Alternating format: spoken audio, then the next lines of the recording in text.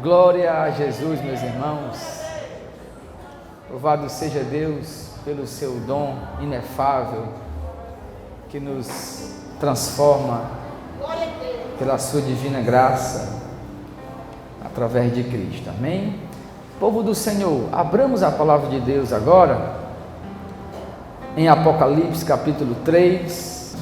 Então oremos ao Senhor e nessa oração eu lhe peço encarecidamente, ore pela sua vida. Eu queria que você, irmãos, nós cantamos um louvor tão profundo agora, que fala que pode acontecer o que for, Ele continua sendo Deus. Então, oremos agora e digamos para o Senhor: Senhor, renova as nossas vidas, me faz ser mais sensível, me faz olhar mais só para Ti. Oremos, meus irmãos. Pai bondoso, nessa noite nós queremos, assim como Marta estava atarefada, Senhor, e não conseguia Te ouvir, nós queremos escolher a melhor parte, como Maria, sentar aos Teus pés, ouvir a Tua palavra, que o nosso coração, ó Deus, deixe agora o enfado das tarefas, que os pensamentos, ó Pai, que vêm dominando a nossa mente, eles possam agora ser sossegados, para que possamos Te ouvir, Senhor, debaixo da Tua autoridade e poder. Essa noite, ó Deus, repreende toda dúvida, ó Pai, tudo que é contrário, todo fato, ó Pai, diferente daquilo que é o Teu, e Teu Espírito Santo, que é Rei sobre esta igreja, não é o homem nenhum, Senhor, não é o pastor, não é os obreiros, não são os líderes, ninguém é maior do que o Senhor. Esta noite e Tua palavra vem sobre nós, ó Espírito do Cristo, e nos reaviva, Senhor. Acende a chama, Pai, ó Deus, restaura o nosso ardor missionário, o nosso ardor, Deus, para adoração verdadeira, que haja em nosso peito, Senhor, o ardor do ouvir Tua palavra, da exposição verdadeira do Teu Evangelho. E nesta noite, Senhor, fala conosco, não aquilo que queremos ou desejamos, não, ó Deus, para que o nosso ego se inflame, mas vem matar o nosso ego, vem falar aquilo que mata, mas também aquilo que sara, aquilo que faz reviver, Senhor, as nossas almas, em nome do Teu Filho Jesus. Que não haja, ó Deus, hoje à noite, a começar por mim, coração endurecido, que não ouça a Tua voz, a Tua palavra, em nome de Jesus, amém. Meus irmãos, nós vamos aprender dessas duas cartas muito importantes do Apocalipse. Nós já vimos como Deus começou falando à igreja de Éfeso, os problemas que ela tinha, os valores que ela conseguia manter, a repreensão e a promessa de Deus àquela igreja. Vimos como Ele falou com Esmirna, repreendendo, mas também prometendo algumas coisas. Deus falou com Pérgamo, com Tiatira, e nós agora chegamos ao modo como Deus falará com Sardes e a igreja de Filadélfia. E às vezes, nós podemos chegar a um culto como esse, meus irmãos, com aquela sensação de que nós apenas vamos cumprir o nosso dever.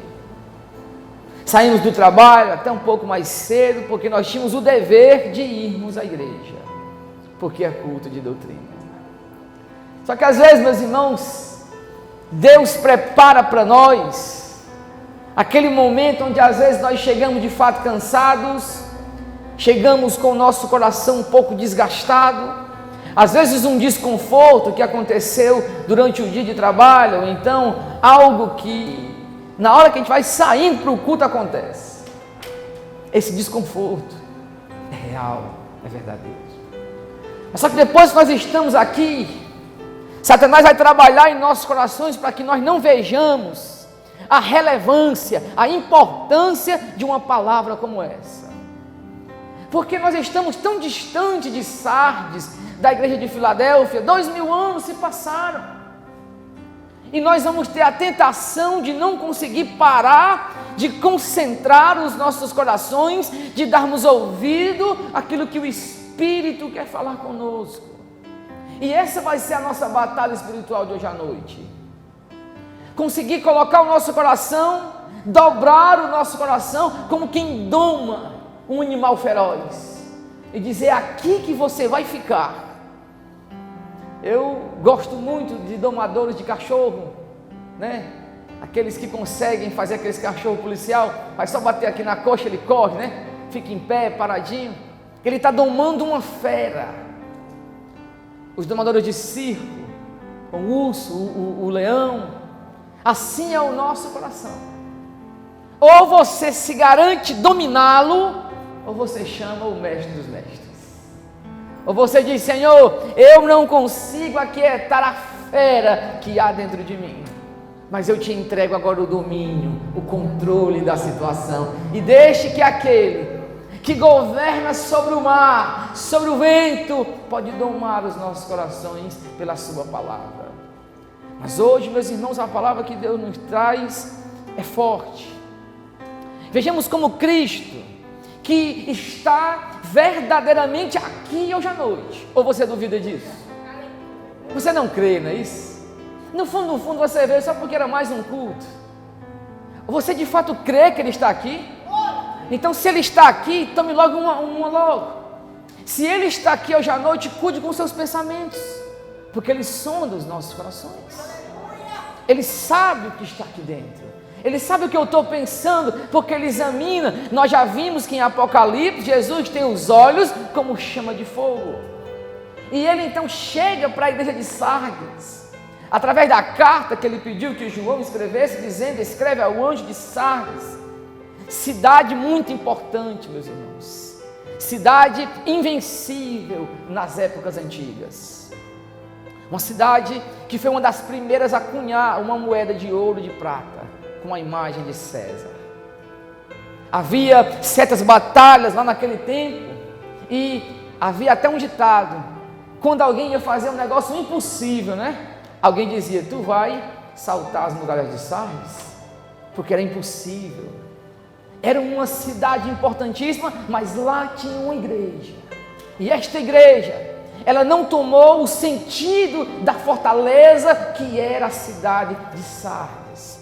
E o Senhor, que comanda todas as coisas, a primeira coisa que Ele faz é se revelar, meus irmãos, é mostrar quem Ele é para esta igreja. Então Ele diz: assim diz aquele que tem os 7 Espíritos de Deus e as estrelas.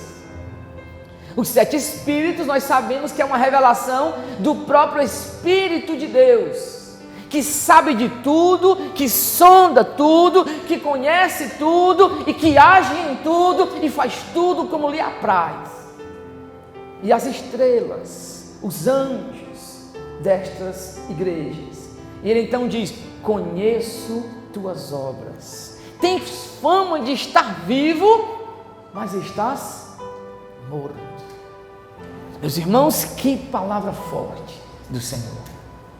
Eu não consigo enxergar o coração, eu não estou conseguindo nem ver o rosto por causa da máscara, eu não consigo enxergar o seu coração agora, eu não consigo medir a sua atenção, a não ser que você faça uma expressão de nojo pelo que eu estou falando, de desrespeito, aí eu saberei. Mas aquele que tem as estrelas em sua mão, Ele conhece as nossas vidas, porque Ele é o proprietário de todas as almas. Ele chega para essa igreja, meus irmãos, que é dele. Ele é o dono. Aqui não tem placa. Ele é maior do que os pastores presidentes, do que as convenções. Ele é o dono de tudo. E Ele então diz: eu conheço tuas obras. Eu sei o que você tem feito, eu sei tudo sobre você. E se Jesus parasse hoje para dizer para você em particular: eu sei o que você tem feito, Você poderia dizer, não, mas eu não ando fazendo isso, aquilo outro. Mas Ele conhece as motivações do nosso coração. Ele conhece tanto, meus irmãos, que no livro de Atos dos Apóstolos, quando Ananias e Safira, eles vão ali tentar enganar o apóstolo Pedro, o que é que Pedro diz? Vocês achavam que iam mentir para o Espírito de Deus? Se o Espírito de Deus conhece o nosso interior, conhece o nosso coração pecaminoso, conhece tudo sobre nós, conhece o que eu penso, a minha motivação em pregar, sabe de tudo. O temor que eu sinto hoje, meus irmãos, é maior do que o de ontem, porque Ele está examinando as nossas mentes, os nossos corações, os motivos pelos quais nós temos permanecidos na obra de Deus. Ele sabe por que você ainda é crente ainda hoje. Se é para conquistar uma pessoa, se é somente pelo seu marido ou por uma bênção. Ele sabe tudo. E Ele chega para Sardes e diz: eu conheço tuas obras. E esta igreja tinha fama de estar viva, mas na verdade ela era morta. Aquele seriado, Walking Dead, os mortos caminham. Imagine, meus irmãos, o tanto de igrejas mortas que existem hoje. Elas têm grandes cultos, elas têm grandes festas, elas fazem grandes movimentos, existem grandes pregadores, mas isso não caracteriza, em primeiro lugar, que essa igreja é uma igreja viva diante de Cristo. Uma pessoa pode dar esmolas, ela pode ler o catecismo da igreja, ela pode fazer toda aquela continhazinha lá no rosário, ela pode ir a Canindé a pé, ela pode ir a Juazeiro, ela pode tocar na estátua de Padre Cícero, mas isso ainda ser puramente obras mortas. Ela pode recitar a Bíblia, ela pode dizer isso, aquilo, outro, ela pode citar, meus irmãos, o Romanos de cor, mas ainda assim ser uma igreja morta. Uma igreja morta. E Deus chega para Sardes, meus irmãos, e diz: você tem fama de estar vivo, mas estás morta. Irmãos, que palavra forte. Que palavra forte. É nós, meus irmãos, e por favor, eu estou naqueles dias de novo, viu? Como é que eu estou? Polêmico, histórico e filosófico. Eu conversei com determinada pessoa, estava sentindo de evangelizar ela, e eu disse: rapaz, vai ser hoje. Aí eu sentei e comecei a perguntar, daquele meu jeitinho, né? Perguntando. E lá para determinada conversa, a pessoa falou assim: mas eu não acredito que Deus seja assim, Deus esteja tão ruim de mandar as pessoas para o inferno. Eu disse: mas como você acredita que Deus não vai mandar as pessoas para o inferno? Como foi que você ouviu isso? E ele: não, eu sinto. Eu disse: mas você já ouviu a voz de Deus? Ela disse: não. Sim, então como foi que você soube disso? Eu digo: mas que pode? Você acredita que a Bíblia é a palavra de Deus? Ela disse: não muito, porque pode ser que os homens tenham, né, escrito as coisas que eles quiseram, e então não é a palavra de Deus. E eu comecei a fazer perguntas.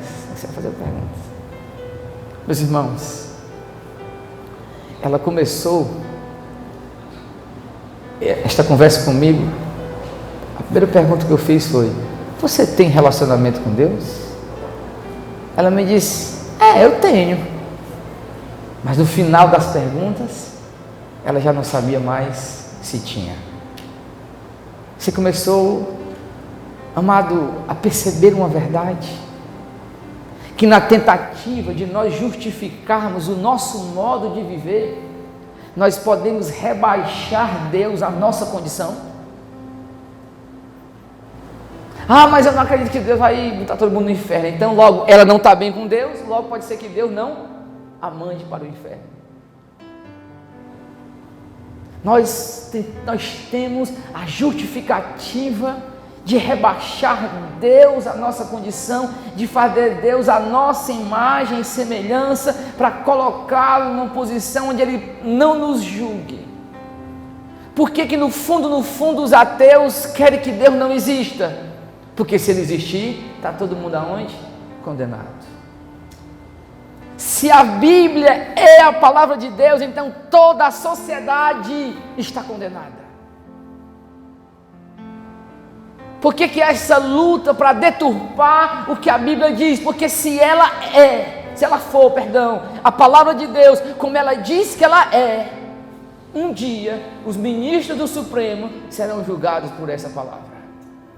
Um dia o presidente da República vai ser julgado por esta palavra. Um dia todos nós estaremos debaixo do mesmo julgamento desta verdade.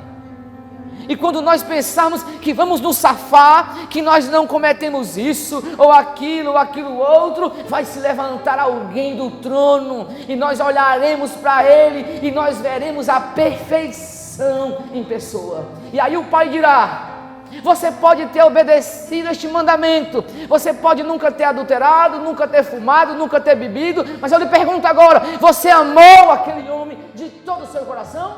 E Cristo fica em pé, o glorioso, o Redentor, o Rei da Glória.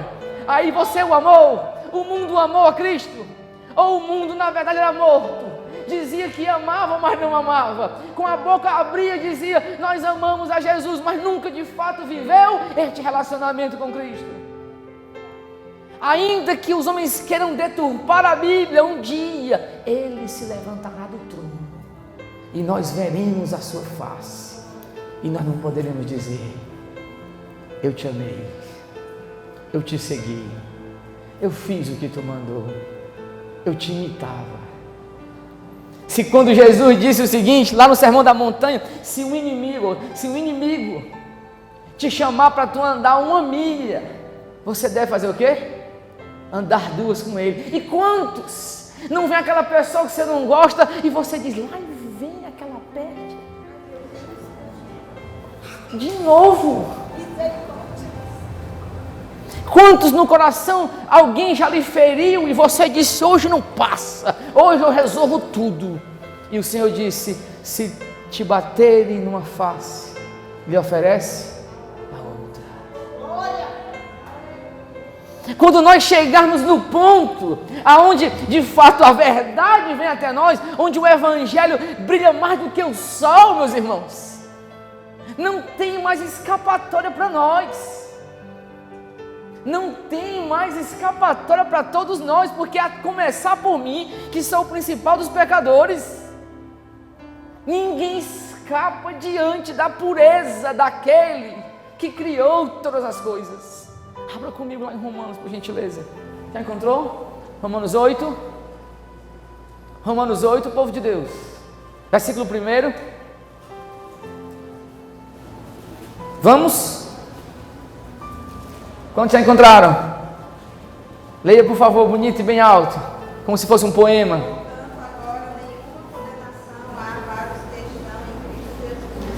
Tá bom. Leia de novo, só o comecinho de novo, vai. Quando? Amanhã? No passado? Portanto, quando? Nenhuma condenação há para os que estão em Cristo Jesus, nosso Senhor. Quando Cristo chega para essa igreja e diz: conheço tuas obras, tu tens fama de estar viva, mas estás morta. Ele não está falando o seguinte: se aí tem ministério de jovens, como é que está as senhoras, como é que está isso, o grupo de louvor? Não. Deus não está preocupado com os departamentos em primeiro lugar, isso é em segundo lugar.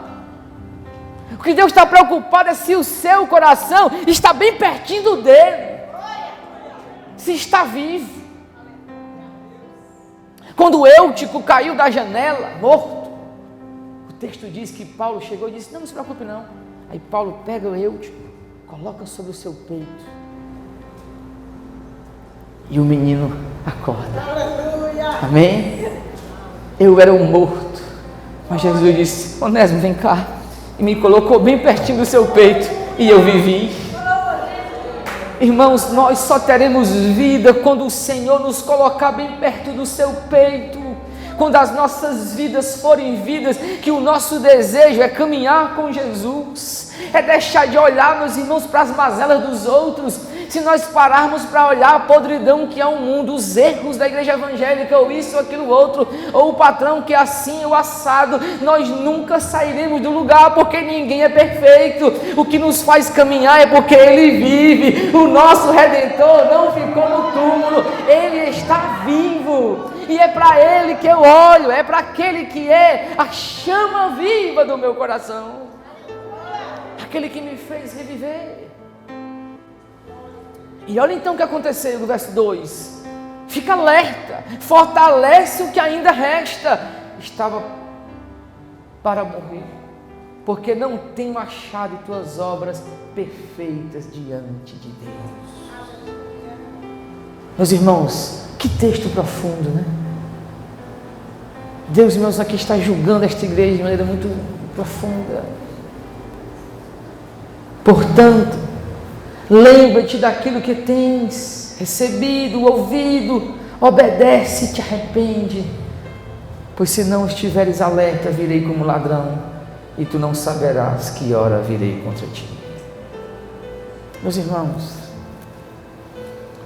eu não sei na escala dos pastores qual é o lugar que eu estou aqui, se eu sou o 12º, o 10, o 9, mas todos nós que estamos aqui, nós entendemos um pouco do Evangelho, amém? Todos nós temos ouvido, todos nós temos recebido. Ninguém aqui pode dizer: não, pastor, eu não sei de nada. Não, pastor, eu nunca fiz porque eu não sabia. Não, pastor, eu sou um inocente. Lhe juro, aí cruza o dedo. Lhe juro que eu não sei. Irmãos, só quem não é um cristão, mas se você for, você sabe. Porque no íntimo, leia comigo Efésios 4:30, por gentileza. Efésios 4:30, já encontraram? Vamos, povo de Deus. E não entristeçais o Espírito Santo de Deus, ou o Espírito de Deus, no qual foste selado para o dia da... Todos nós que estamos aqui, vou mudar a pergunta porque eu posso estar errado, mas quantos que estão aqui já cometeram um pecado e na hora que você estava pecando, você sentiu aquela frieza, como se fosse uma dor lá na alma, e você disse: meu Deus, caí, pequei. E o prazer, a tentação já acabou, o prazer do pecado já foi embora, porque o que restou agora é só aquela agonia de ter falhado com aquele que é santo, santo, santo. Aleluia. Já aconteceu com você? Amém. Pois se aconteceu isso contigo, eu tenho uma boa notícia para ti, amém? É sinal de que o Espírito está desejoso de ouvir uma coisa sua, amém? De ouvir uma coisa sua. Diz a palavra de Deus que quando aquele menino que saiu de casa, ele estava comendo ali, desejando comer como os porcos, diz o texto sagrado que ele caiu em si, o toque do Espírito dizendo: ei, mano, isso aqui ninguém come não, isso aqui é para porco. O texto bíblico diz que ele caiu em si, e ele se lembrou da casa do pai. Ele diz: na casa de meu pai, os servos comem do bom e do melhor. E ele então toma uma decisão: levantar-me-ei e irei ter com meu pai. E lhe direi: pai, eu pequei contra o céu, contra ti. Eu sei que eu não sou mais nem digno de ser chamado teu filho, mas me aceita como um dos teus servos. E ele foi.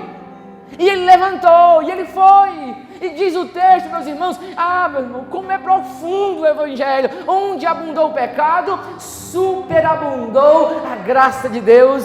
Diz a Escritura que o pai foi quem viu o menino lá de longe, e o pai já correu e já o abraçou. Ele melado, meus irmãos, ele todo sujo do que o porco come, ele o abraça. Ele diz: alegremos-nos, regozijemos-nos, porque este meu filho perdido agora foi achado, e estava morto e reviveu. Oh, aleluia!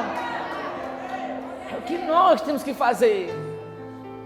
É o que Cristo pede para a igreja de Sardes. Tu tens recebido, tu tens ouvido, obedece, te arrepende. Meus irmãos, muita gente esquece que o caminho verdadeiro de uma restauração profunda não é fazer algo mais para Deus que você nunca fez, é praticar as primeiras obras, é dizer: Senhor, aquilo que eu já sei, eu já vou começar fazendo. Amém? Pastor, não se preocupe não, mas daqui 4 meses, quando Deus fizer isso aqui, aí eu vou para a igreja. Não, pastor, eu fiquei sumido aí porque o Covid aí chegou, mas pastor, quando liberar a vacina, aí eu sou crente de verdade. Meus irmãos, no íntimo, quando nós sentimos o toque, a tristeza do Espírito Santo, o verdadeiro Filho de Deus logo se desespera. Como é que ele pecou contra aquele que é santo?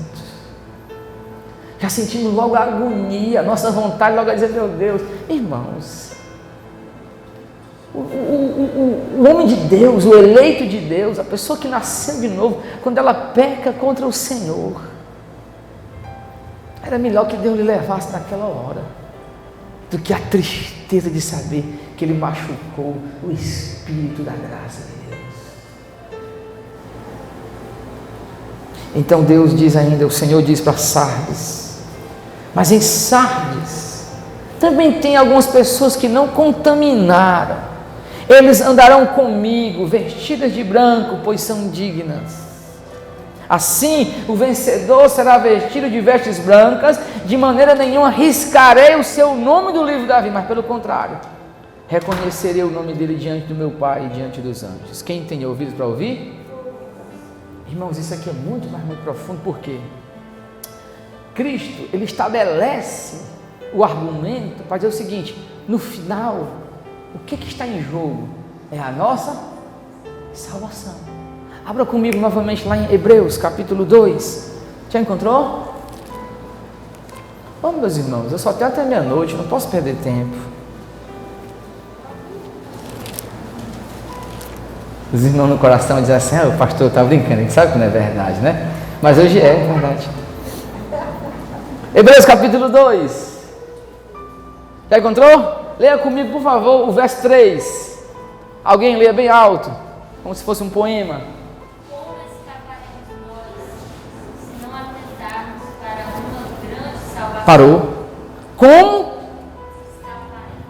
Como nós escaparemos se nós não atentarmos para uma tão grande? A pergunta é retórica, a resposta já está na pergunta. Como escaparemos? Não. Como nós escaparemos se nós não atentarmos? Jamais escaparemos. Quem não atentar para esta tão grande salvação, quem não cuidar, quem não guardar o seu tesouro, quem não zelar por esta salvação, como é que ele vai escapar? Como é que ele vai escapar se este Deus é fogo consumidor?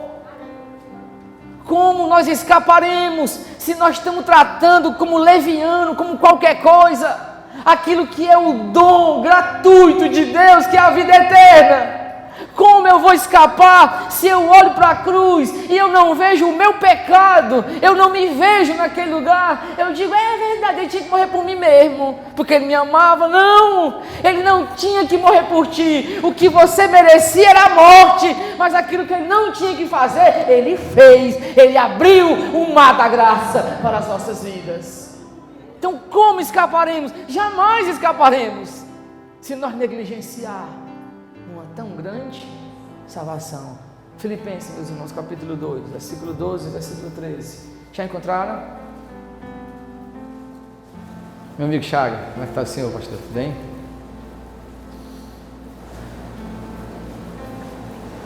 Vamos, meus irmãos, Filipenses 2 e 12, existe, viu? Já encontraram? Você brinca comigo, né, mano? Quem pode ler, por gentileza? Assim, pois, amado Deus, como sempre obedecestes, não só na minha presença, porém muito mais agora na minha ausência, devolvei a vossa Não, parou. salvação com Não, temor, não. Desenvolvei a vossa salvação como? temor, Com temor e... Quer dizer o quê?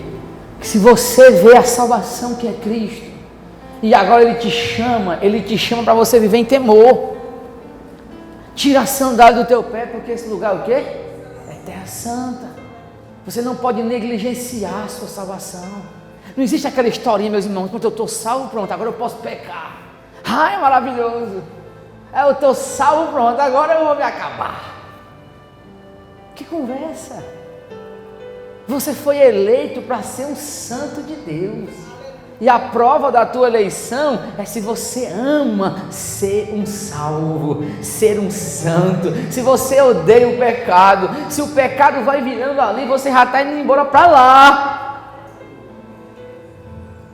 E meus amados, o Senhor então diz que tem alguns ali que ainda não caíram, que estão de pé, que estão lutando. Esse é o caso das nossas vidas. Quantos aqui, meus irmãos, lutam contra o pecado? Diga amém. A minha luta é tremenda. A minha luta é tremenda.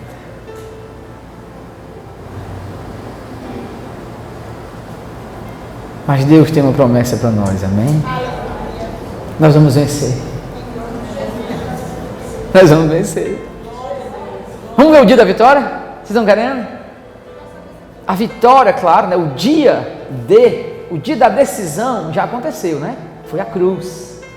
Agora o dia da vitória, quando não existe mais volta, acabou-se, amém? Ora comigo, primeira carta de Paulo aos Coríntios. Já encontrou? Ai, irmãos, vocês estão... 1 Coríntios 15. Irmãos, esse texto aqui é para a gente botar na geladeira, bem grande. Aí todo dia quando você olhar, você vai fazer assim, terra, aleluia, porque o versículo profundo, amém? Vamos lá, 1 Coríntios 15, versículo 54 em diante, eu quero ler, olha o poema de Paulo, ele vai dizer assim, mas quando o que perece, o que morre, né? Aquilo que é corruptível, mas quando o que perece se revertir do que é imperecível ou do que é imortal, amém? Eu vou ler na nossa versão. E o que é mortal se revertir da imortalidade, então cumprir-se-á. Vamos na minha mesmo, estão tirando? Mas quando o que perece se revertir do imperecível, do imortal, e o que é mortal se revertir do que é imortal, então se cumprirá a palavra escrita. Deus debochando da morte, dizendo, onde está? Aliás, a morte foi tragada pela vitória. A morte foi tragada. Meus irmãos, essa expressão é extraordinária. O que quer dizer tragada? Ela foi engolida, acabou-se. E o texto então diz, onde está, ó morte, a tua vitória? Onde está, ó morte, a tua vitória? Onde está, ó morte, o teu aguilhão? E Paulo diz, o aguilhão da morte é o pecado, e a força do pecado é a lei.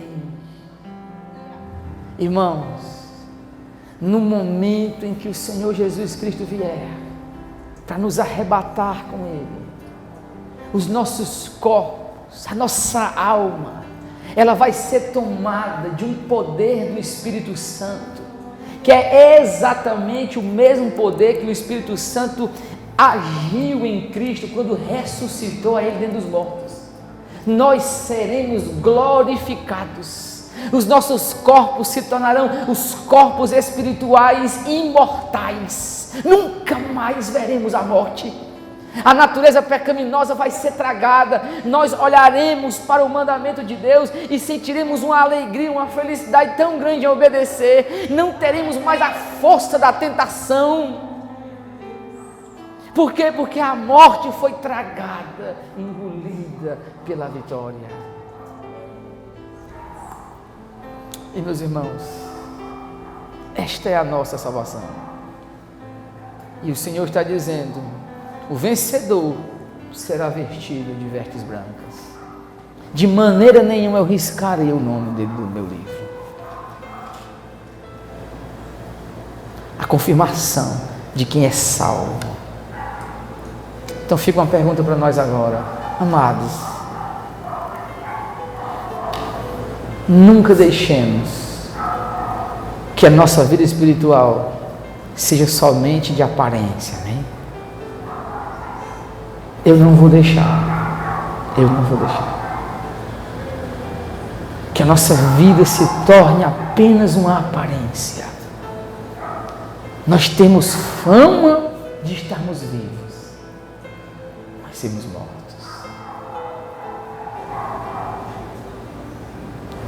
Você consegue olhar para você, sentir o seu coração e dizer para Deus: Senhor, é assim que eu estou, me refaz. Não deixemos que as aparências nos enganem, meus irmãos. Nem toda igreja cheia quer dizer que ali sejam todos salvos. Nem toda igrejinha pequenininha que os irmãos estão pulando, batendo a cabeça na parede que nem eu, quer dizer que eles são todos doidos. O que eu quero é ser achado em Cristo, é lutar por viver a vida dele, andar como ele andou, meus irmãos. É difícil, mas eu só sei que é maravilhoso, amém? É maravilhoso. E Deus, Ele diz para a igreja de Sardes essas verdades, não porque Deus quer a morte, mas porque Deus quer o arrependimento desta congregação. Porque Deus tem vitória para o seu povo. Então, logo após, meus irmãos, agora entenda aqui o grande mistério para mim, é que essa mesma carta de Sardes, ela ia ser lida na igreja de Filadélfia. E a carta que foi endereçada a Filadélfia também tinha que ser lida lá na igreja de Sardes. Então os cristãos que estavam lá poderiam decidir: peraí, irmão, nós não estamos que nem a igreja de Filadélfia, então vamos começar. Porque Deus já tinha dado esta palavra e agora Ele abre o seu coração para a igreja de Filadélfia. E a palavra Filadélfia quer dizer aquele que ama os irmãos. Olha, né? Ou o amor pelos irmãos, né? O amor fraternal. Então esta igreja, ela carrega a marca do próprio nome. Amém? Vamos lá? Versículo 7. O Senhor agora se revelando para a igreja de Filadélfia, que era por causa desse nome Filadélfia, foi por causa de um dos fundadores da cidade, foi em homenagem a um dos fundadores da cidade, que era Filadélfo, era um rei, que amava muito o seu irmão. Né? E olha então o que o texto diz: escreve ao anjo da igreja em Filadélfia, assim diz aquele que é santo, verdadeiro, que tem a chave de Davi, aquele que abre e ninguém pode fechar, e o que fecha e ninguém pode abrir. Em outra expressão, essa igreja que ela está vivendo, diferente da de Sardes, que se contaminou com o mundo, se contaminou com as suas vestes, A igreja de Filadélfia está querendo sair do mundo, porque o mundo está perseguindo. Eles estão passando por uma enorme perseguição, porque o imperador já havia declarado a adoração a César, e esta igreja está, para eles, tudo está fechado, as portas estão fechadas, não tem mais como eles fugirem daquela situação, eles vão enfrentar aquela situação de perseguição. Mas aí, meus irmãos, aquele que é mestre para abrir rios no deserto, aquele que disse: Moisés, toca na rocha, e a rocha deu água, ele se revela para a Filadélfia, para esta igreja, e diz: olha, o santo, o verdadeiro, aquele que tem a chave de Davi, aquele que abre e ninguém fecha, e o que ele fecha ninguém abre. Em outras palavras, eu, o Senhor, sou eu quem comando todas as coisas, e eu vou agir pela sua causa. Meus irmãos, que coisa tremenda, que coisa tremenda. Nós temos, meus irmãos, uma passagem no Antigo Testamento muito importante. Diz a Escritura que Josafá recebeu a notícia que 3 exércitos vinham contra ele. E ele então, irmãos, se preocupou. O coração de Josafá se abateu. E ele então fez a única coisa que ele podia fazer. O que foi que ele fez? Todo mundo vai jejuar e orar. Ele chama o povo para a praça. E, meus irmãos, e diz a Escritura que naquele dia até os meninos que estavam no peito jejuaram também. Todo mundo jejuando. E o Josafá então começou a orar, disse: Senhor, olha para os teus filhos, nós estamos cercados desse negócio aqui. Irmão, não tinha mais saída. Josafá ia ser, os outros, os inimigos, formaram uma aliança, cercaram Israel. E aí do meio da multidão o profeta se levanta e diz: ei, Josafá, o Senhor te diz que esta batalha não é tua, mas é minha. Ora aí, meu amigo, quando Deus vai pelejar pela gente, Ele é aquele que tem a chave de Davi. Ele diz: não se preocupe, só diga ao povo que cante. Irmãos, olha que coisa tremenda. É o Covid chegando, é o mundo se perturbando e a igreja cantando, exaltando a Jesus, glorificando a Deus, exaltando o Rei da Glória. O mundo se perturbando e nós, exaltando o Senhor, glorificando. Irmãos, é cantar o hino 187 7 vezes por dia. Amém? É cantar o 187. É cantar: mais perto quero estar, meu Deus, de ti, ainda que seja a dor que me una a ti. E o texto então diz que eles começaram a cantar. E eles exaltaram a Deus. Irmãos, e aí o louvor foi tão forte que o povo ouvia. E o inimigo começou a olhar para o outro, e eles começaram a brigar. E deixavam Israel de lado. Depois que eles já brigaram, meus irmãos, Deus agiu e deu vitória ao seu povo. Meus irmãos, esse é o nosso Deus. Ainda que a batalha diante de nós, humanamente falando, seja de um jeito, espiritualmente ela pode ser de outro. Eliseu, olha, aqui lá está um exército do rei da Síria, um exército enorme, fantástico aquele exército. E ele olha, ele está calmo. O profeta conhece as coisas de Deus, né? Eliseu está calmo, olhando. Perto dele o Geazi, né? Cadê o nosso Geazi? O Geazi olha assim e diz: ei, é maior o exército dele, cadê o nosso? E ele disse: meu senhor, abre os olhos dessa criança, abre os olhos deste menino, rapaz.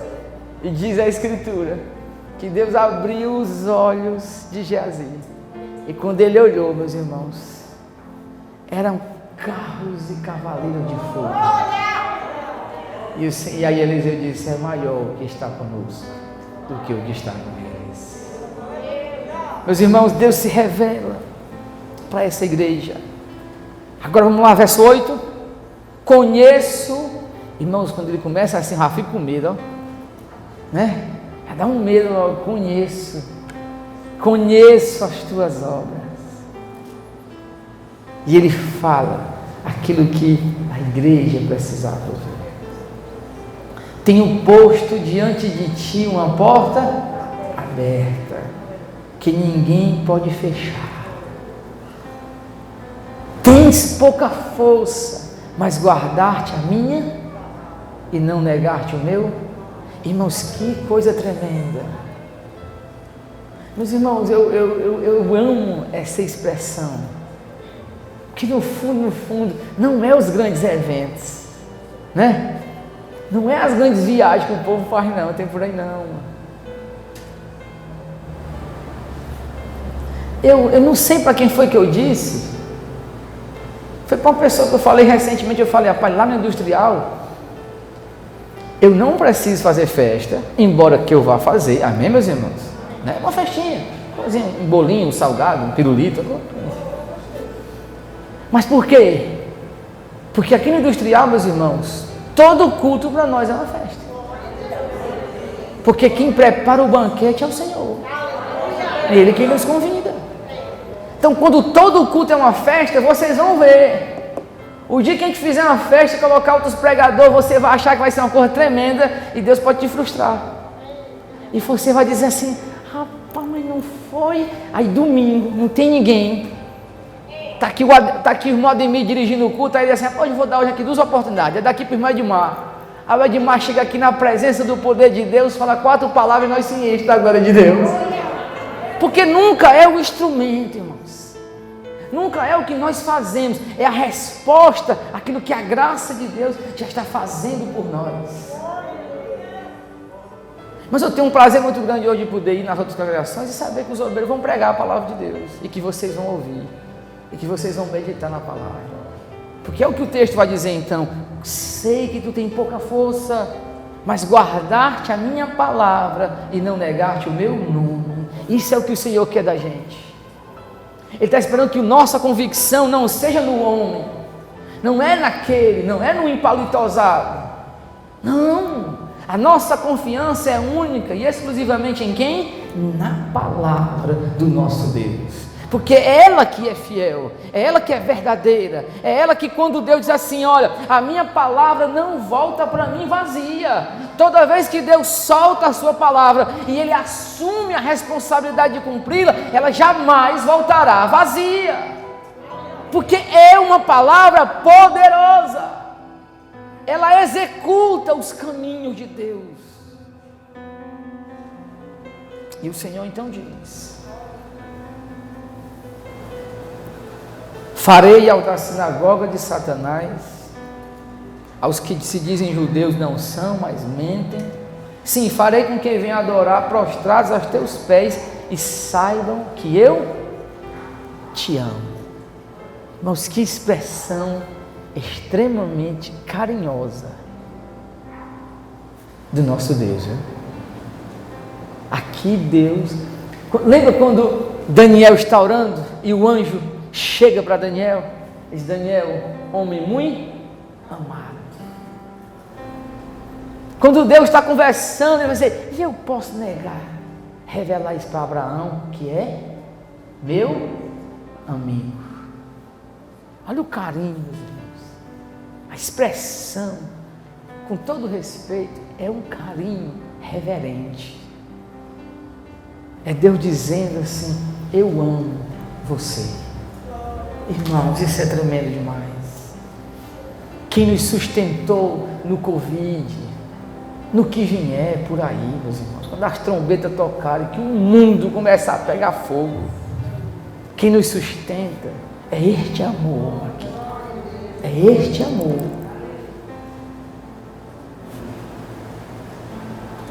Pastor René contou uma história, eu me lembro de uma menina que foi provada até o último grau para ver se ela abandonava o Senhor Jesus.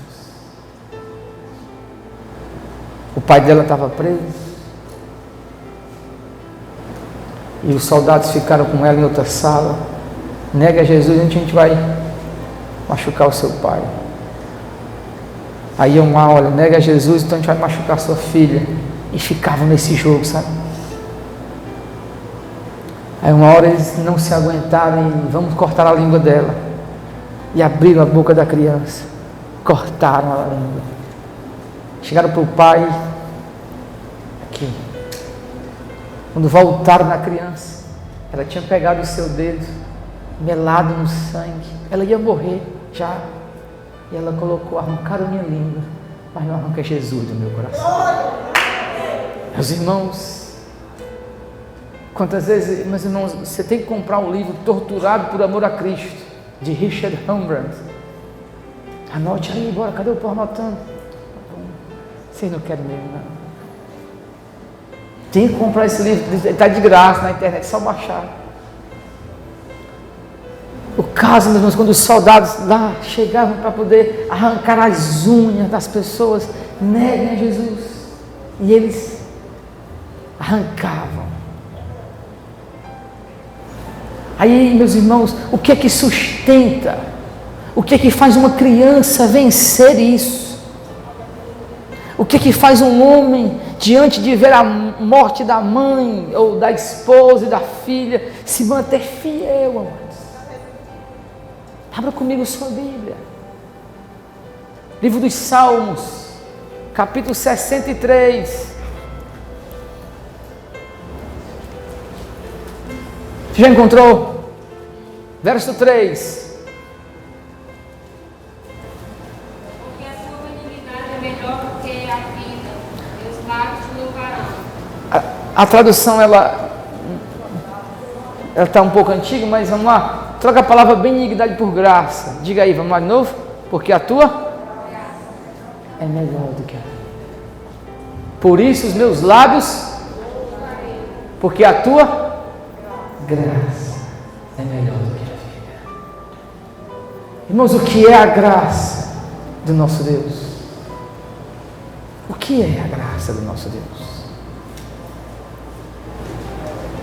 O que foi a graça do nosso Deus? Que o autor dos Salmos vai dizer, porque a graça é melhor do que?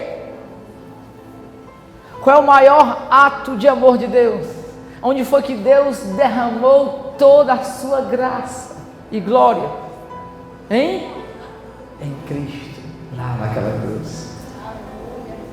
Quando eu olho para a cruz, eu não estou vendo, meus irmãos, um homem qualquer se sacrificando por uma causa qualquer, não. A Bíblia me mostra, ela me revela porque que Deus pode dizer profundamente para essa igreja aqui que os da sinagoga de Satanás vão receber o que lhes cabe e eles vão vir prostrados aos seus pés para que eles saibam que eu te amo. Porque, meus irmãos, o maior ato de amor de Deus foi a cruz. E quando eu olho para a cruz, eu estou vendo não alguém que me representa, um presidente, um pai, um filho, não. Irmãos, eu estou vendo o Filho de Deus, o unigênito do Pai, que João disse, cheio de graça e de verdade, encarnou. Então eu olho para a cruz, eu vejo Deus, meus irmãos, descortinando o seu coração amoroso e dizendo, eu fiz isso aqui por ti, eu morri por você. Aí, irmãos, o apóstolo Paulo, ele entendeu tão profundamente isso, esta glória, esta visão extraordinária do amor de Deus, que lá em Romanos, ele vai dizer, meus irmãos, desta forma. Em Romanos 8, eu quero ler para os irmãos, não precisa nem você encontrar. Ele vai dizer o seguinte, portanto, o que poderemos dizer diante dessas coisas? Se Deus é por nós, quem será contra nós? Ora, se aquele que não poupou o seu próprio filho, mas pelo contrário, o entregou por nós, como não nos dará também com ele todas as coisas? Quem entrará alguma acusação contra o eleito de Deus? Se é Deus quem o justifica, quem o condenará? Se Cristo Jesus é quem morreu, Pelo contrário, quem ressuscitou dentre os mortos está à destra de Deus e de lá intercede por nós. Quem nos separará do amor de Cristo, se Ele já morreu em meu lugar? O que é que pode acontecer que é mais forte do que esse amor? Nada. Então quando Deus diz assim, eu te amo, eu não posso mais viver uma vida insossa. Eu não posso mais olhar para este mundo e ver valores aqui que me façam refletir e até duvidar do amor de Cristo. Não! Este amor, Ele já superou tudo. Ele já tragou a tentação. Este amor, Ele se revelou para mim. É por isso que é tão profundo o que Deus está falando. Porque se você ainda ama o mundo, o amor do Pai não está em você. Se eu ainda me apego à imundícia dessa terra, ao chiqueiro que este mundo é porque o amor do Pai não está em mim. Porque não há nada neste mundo que vala alguma coisa diante do amor daquela cruz. Não é qualquer pessoa, é o Deus eterno, é a cruz, meus irmãos. Quando Paulo então diz, nada nos separará deste amor, nada mais pode nos tirar desta presença. E por que está tão difícil para a igreja celebrar em tempos pandêmicos? Porque ela esqueceu da glória do amor da cruz. Não é um vírus qualquer que vai me arrancar deste amor. Nem a própria morte mais pode me arrancar. Paulo disse, mas em todas as coisas somos mais do que vencedores por aquele que nos amou. Pois eu tenho certeza de que nem a morte, nem a vida, nem os anjos, nem autoridades, nem as coisas do presente, nem o do porvir, nem poderes, nem altura, nem profundidade, nem qualquer outra criatura pode nos separar do amor de Deus que está em Cristo Jesus nosso Senhor. O que é, meus irmãos, que de fato deveria estar acontecendo agora? Um dos maiores avivamentos do mundo. Porque o Covid escancarou o desespero de uma sociedade que só sabe viver o consumo, que precisa de live para poder manter as pessoas com sentido. Porque não se suportam mais dentro de casa, porque a mulher espera que o homem vá trabalhar, que é para ela ter paz.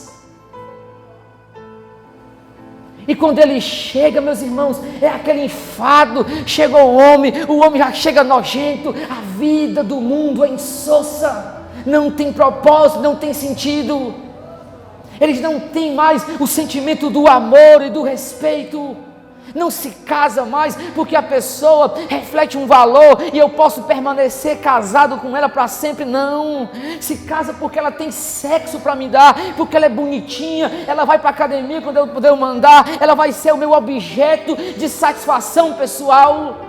Se casa dessa forma, não se casa porque quer construir um lar para a glória de Deus e envelhecer sábio e dizer minha vida foi vivida para a glória do eterno. Não, a sociedade está morrendo aos poucos porque ela matou aquilo que dá vida, que era o sentimento do amor de Deus, a revelação da cruz. Quando as escolas baniram a verdade do Evangelho, as escolas não educam, a escola prepara a pessoa para viver a vida seca, a vida sem sentido. Você estuda não para a glória de Deus, você estuda para ter a profissão, mas não é a profissão que você ama e que te faz feliz, é aquela que a sociedade diz que você tem que fazer. O médico porque dá mais dinheiro, o advogado porque dá status, aí você vai fazer aquilo que o mundo quer e você não é feliz. Aí a sua felicidade, o seu coração, ele clama por alguém que te ame incondicionalmente, por alguém que te dê segurança incondicional. Só que o mundo não tem, o mundo está morrendo, o mundo está na UTI e vai morrer, porque precisa nascer um mundo novo. E este mundo é o mundo de Cristo, é o mundo da glória, daquele que diz que quem está em mim é uma nova criatura. Oh, meus irmãos, quando eu olho para a cruz, eu contemplo, meus irmãos, esta verdade. E talvez, no fundo, no final das contas, sejam muito poucos aqueles que entendem. Porque o que Deus disse para Sardes é o que tem que ficar martelando na minha cabeça. Será que eu estou morto? Sabe aquele filme que a pessoa morre? Não, que a pessoa sonha que morreu. Mas quando ela acorda é um sonho, né? E a pessoa acorda do sonho e ela fica feliz. Oh, era um sonho. Mas se não for um sonho, e se no fundo você não tiver vida espiritual, você pode ter o cabelo do crente, você pode dizer bênção, misericórdia, igual o crente, mas não ter esta misericórdia sobre a sua vida. Se nós não tivéssemos a misericórdia de Deus sobre nós já teríamos caído há muito tempo. Mas essa misericórdia, ela não tem fim, ela se renova a cada manhã. Amanhã eu celebrarei a este Cristo, porque a quarta-feira é quarta-feira das santas misericórdias de Deus. Eu venho domingo, por quê? Porque domingo, meus irmãos, é um dia das misericórdias do Senhor. Eu estou aqui pregando, não é porque eu não posso fazer outra coisa, não, que eu poderia. Eu poderia limpar para-brisa ali na esquina, eu poderia vender verdura, eu poderia ser um gari, eu poderia ser qualquer coisa. Mas por que eu estou aqui, amado? Pregando para você, para que você ame a Cristo, para que você se dê ao Senhor. É porque esta misericórdia sobre a minha vida foi muito grande. Eu não verei aquilo que nós chamamos de inferno, eu verei a face daquele que é o Rei da Glória. E este amor me consumiu. Eu não posso mais falar de outra coisa, eu tenho que falar do amor desta cruz. Então quando Deus diz para a Filadélfia, eu te amo, é um amor que me toca, me muda por completo. Eu não posso tratar o mundo mais do mesmo jeito. Existe agora um jeito de viver que é baseado no amor de Deus, é baseado na verdade da graça.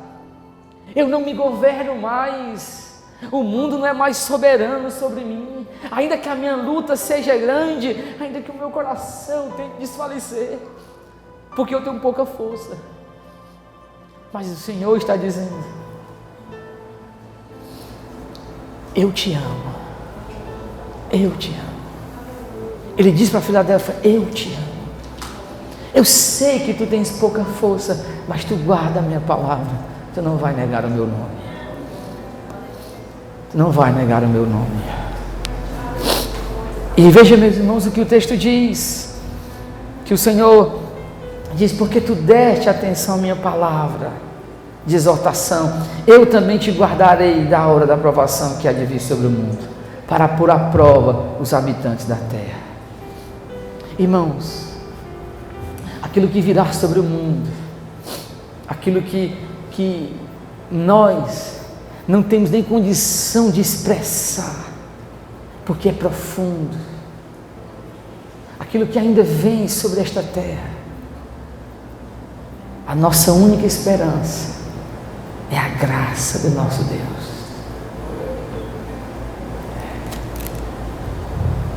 Deixa eu antecipar para você só um versículo do Apocalipse. Apocalipse 6, verso 14, diz assim, o céu recolheu-se como um rolo à terra, como um rolo, e todos os montes e ilhas foram removidos dos seus lugares. Os reis da terra, os nobres, os chefes militares, os ricos, os poderosos, todo escravo, todo homem livre, escondeu-se nas cavernas e nas rochas das montanhas, e eles diziam, caí sobre nós, e escondei-nos da face daquele que está sentado no trono. O que virá sobre o mundo é algo que os mais poderosos, é algo, meus irmãos, que os ricos, os nobres, eles vão desejar é morrer, do que encontrar a face daquele que se assenta sobre o trono. O mundo não vai olhar para Cristo porque não aguenta. Eles vão desejar a morte. O que virá é o tormento, meus irmãos. que nós chamamos de a grande tribulação. Mas para mim e para você, Ele disse: eu te guardarei da hora da aprovação. Eu te guardarei da hora da aprovação. E Ele então diz: venho sem demora, conserva o que tu tens, para que ninguém tome a tua coroa. Venho sem demora. O Senhor nunca demora, meus irmãos. Ele chegará na hora certa. Farei do vencedor uma coluna no templo do meu Deus, de onde jamais sairá. Escreverei nele o nome do meu Deus, o nome da cidade do meu Deus. Eu não mereço nem ter o nome de Onésimo, imagina o nome do meu Deus. O texto diz então, que desce do céu da parte de Deus e também do meu nome, do meu novo nome. Quem tem ouvidos, ouça o que o Espírito diz às igrejas. Meus irmãos, duas aplicações para nós, que envolve a nossa exposição do capítulo 3 até aqui, que devem marcar as nossas vidas. A primeira, meus irmãos, referente à igreja de Sardes. Homem de Deus, mulher de Deus, o que é que você, no fundo, você tem? Aparência? Ou você é um escolhido de Deus? Nós precisamos pensar nisso direto. Pensarmos nisso direto, meus irmãos. Você tem aparência de cristão? Você mora numa casa que tem cristãos? Você faz coisas de cristãos? Mas não é. Nós temos que entender isso. Cuidado com as aparências, irmãos. Você pode parecer rico e não ser, e isso não dá em nada. Não tem nada. Fazia quarta série, ou era quinta série. Vamos escolher a casa para a gente fazer o trabalho. E eu sempre dizia, vamos para a casa da Luana. Era uma companheira de trabalho. E por quê? Porque lá a mãe dela servia hambúrguer com refrigerante. Aí no dia que disseram, Onésimo, vai ser na tua casa, eu me desesperei. Que ia ser só café com creme crack. E aí que foi que eu fiz? Um inocente que nem eu. Disse, mamãe, vamos comprar uns hambúrguer. Porque eu como isso aqui na casa da irmã, lá na casa da fulana e tal, e aqui também tem que ter, mãe. E minha mãe disse, aceite as nossas condições, filha. E eu, abestado, queria ser o que eu não era. Você está entendendo? Mas não deu em nada, eu fui salvo. Poxa. Agora, se você ficar com onda de que é crente, eu congrego no industrial. Meu pastor, o pastor Onésimo, grandes coisas. Tanto faz como tanto fez. Você só parece. Você não pode aparecer. Você tem que ser. Não adianta você congrega na Bela Vista. Eu sou da igreja presbiteriana do Brasil. Não, eu sou da igreja da tenda. Nada a ver. Você pode congregar lá e ser um maconheiro, ser alguém viciado no jogo. Você pode estar aqui e ser uma pessoa que não presta. E só parecer com crente. Só parecer. E o que o Senhor quer? Eu quero ser, meus irmãos, de maneira muito profunda. Eu quero ser aquilo que Deus deseja. Eu estou pregando aqui, meus irmãos, para pessoas que têm muito mais condição financeira que eu, tem uma patente mais alta do que eu, tem policial aqui, tem irmão Axiano, tem professores, tem tudo. Eu não cobiço nada do que é dos outros. Porque eu sei que quando eu estou aqui neste lugar, aqui, falando, eu sou a boca de Deus nesta terra. Acabou essa conversa. Mas amanhã eu posso passar o microfone aqui para o irmão Geraldo, que é um taxista. E quando ele pegar esse microfone, ele é que é a boca de Deus nesta terra. Então eu não quero ser o status. Eu quero ser. Então nós tenhamos esta convicção. Eu sou um cristão verdadeiro. E em segundo lugar, meus irmãos, aquilo que Deus falou para nós aqui muito claro na igreja de Filadélfia. Nos apeguemos ao amor de Deus. Vamos desfrutar mais deste amor. Que o prazer nosso seja estar na casa de Deus. Meus irmãos, eu ainda estou com uma coisa na minha cabeça que ainda preciso explicar uma hora dessa. É como é que a pessoa diz que não vem para a igreja porque pode pegar o Covid, mas vai para a praia tomar banho. Não, é real. Vai para a praia, vai curtir. Me diga, praia é lugar de trabalho? Eu não me lembro de trabalhar na praia comendo caranguejo deitado na rede. Se isso é trabalho, me explique que esse é o que eu quero. Então, por favor, mestre, esse aqui, ó, é irmão desse aqui. Eu sei das coisas, irmãos. Eu conheço quem eu estou pastoreando.